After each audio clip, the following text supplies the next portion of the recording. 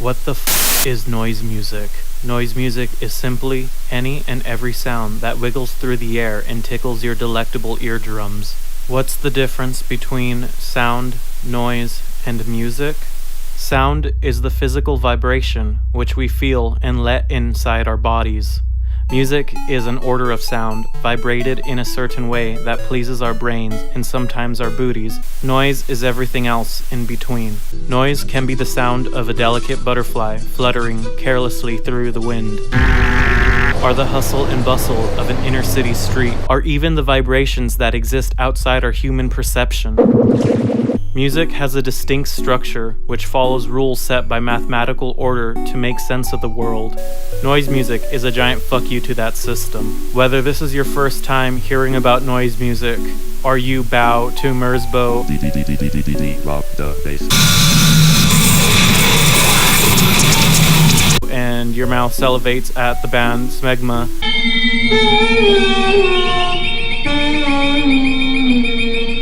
noise music has a long, expansive history, only most recently recorded in the past 100 years. The year is 1912. Italian hipsters were getting massive boners thinking about the future.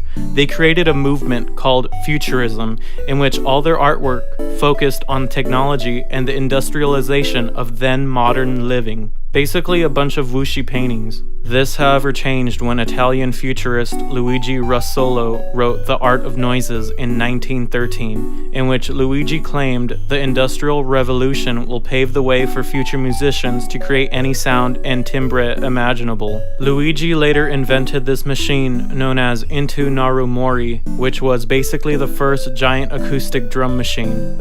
In 1917, Luigi unleashed his machine in Milan with a concert titled Gran Concerto Futuristico. The audience loved it so much, they threw rotten vegetables at him and destroyed his machine. Just kidding, the Germans destroyed his machine when they bombed France during World War II.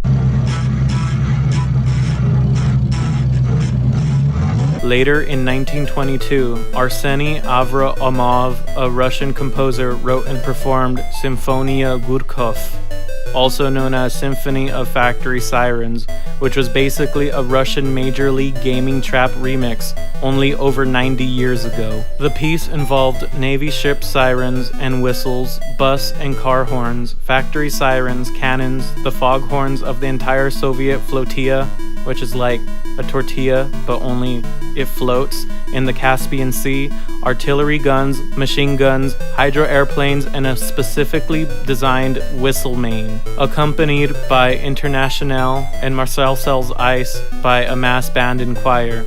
The piece was conducted by a team of conductors using flags and pistols. Let me emphasize this. It was performed twice. The second performance didn't go so well, apparently.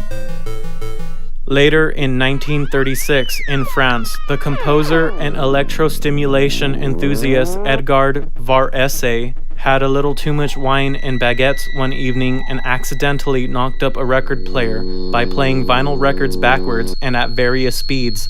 This is how Edgar became the father of modern electronic music. His Frankenstein monster child was later passed on to French composer and theoretician Pierre Schaeffer. In 1949, Pierre went public with his newfound child, which he named Musique Concrete, which we all know is French for concrete music.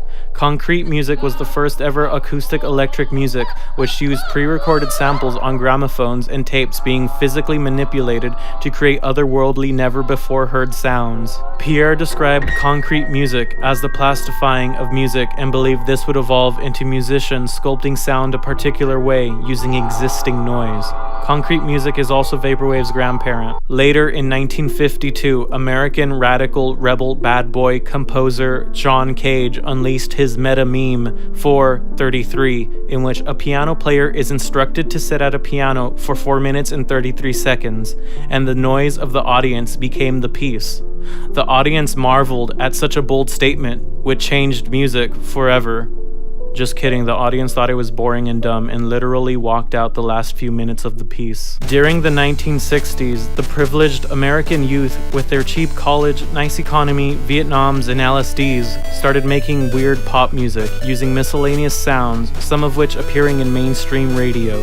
When the Beatles began doing tape experimentation and overdub feedback, you bet your sweet ass all these other musicians started memeing them right away. This, of course, led the jazz generation to declare what they were doing wasn't real music. Unfortunately, the jazz generation died, alone in a retirement home. Its ghost still hangs out every so often, hidden in electric currents. This has been the first part of a short series on the history of noise music. In the next part, I'll elaborate on what happened to noise music in the next 40 years, as the way humans distributed music began changing. Thank you for watching. I'm your host, FrankJavCee. Here's the part of the video where I ask you, the viewer, to support a sponsored content or commercial deal or even a Patreon, but I don't have any of those. So if you want to get real DIY public access punk aesthetic with me, you can give me money at my Bandcamp. You can download my mixtapes and all my delicious material there. So thank you for watching.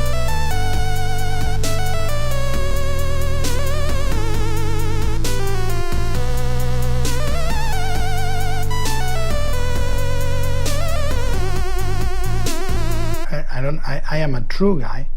Everything you see in my movies is truly what I like, and they are all truly done because I essentially have a massive boner to make them. I essentially have a massive boner to make them. I essentially have a massive boner. I essentially have a massive boner. I essentially have a massive boner. I essentially have a massive boner to make them. So I essentially have a massive boner. I essentially have a massive boner. I essentially have a massive boner to make them.